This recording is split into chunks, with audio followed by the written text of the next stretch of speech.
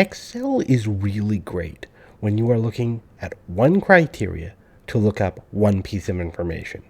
We've been doing it for years with the VLOOKUP function and more recently the XLOOKUP function.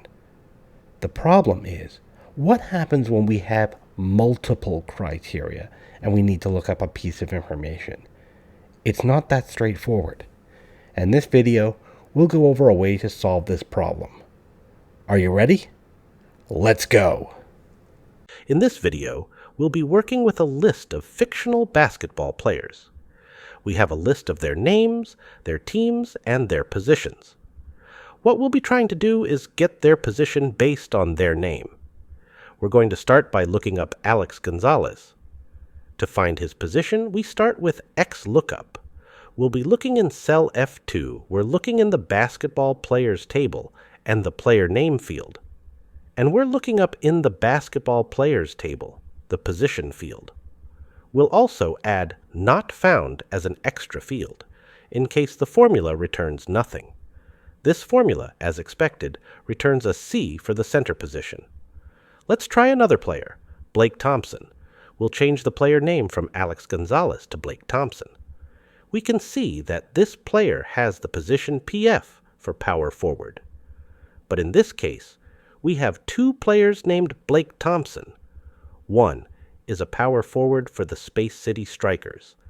The other is a point guard from the Mile High Maulers. So, how would we look up the point guard? Let's take a look at making our XLOOKUP work a little differently. We'll start by looking at a different player, Alex Clark. He shows up as SF, a small forward. Let's go into the XLOOKUP formula to try and get a different way to get the same result.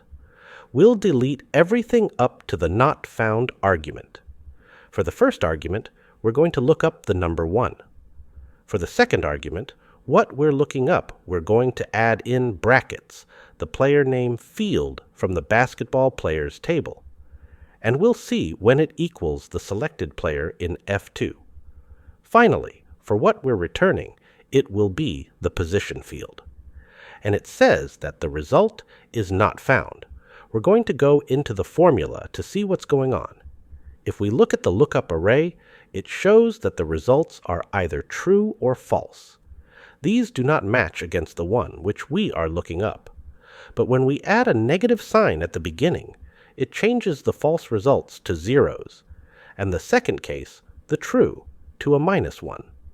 And if we add another negative, it converts that -1 to a +1, which matches and returns SF, small forward. So, let's try this with Blake Thompson. We're going to add a second criteria, the Mile High Maulers team, to try and get the point guard. At this point, we're still seeing the first one, the power forward. Let's go into the formula. We're going to add a multiplication. Then, we'll add the two negative signs, and we'll finish by adding in brackets the team name equals F3, the team name parameter.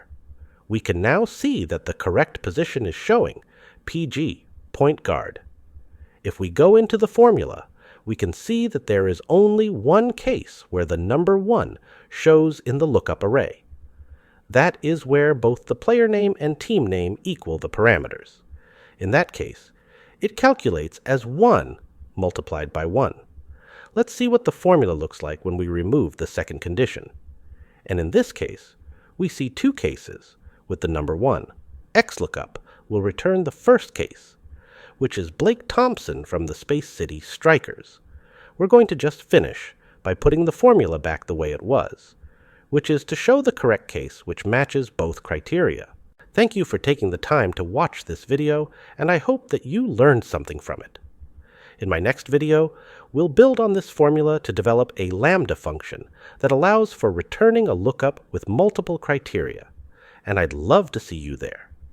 If this is something you've enjoyed, please send the video a like, and if there's any other formulas or topics you'd like to see, please enter them in the comments.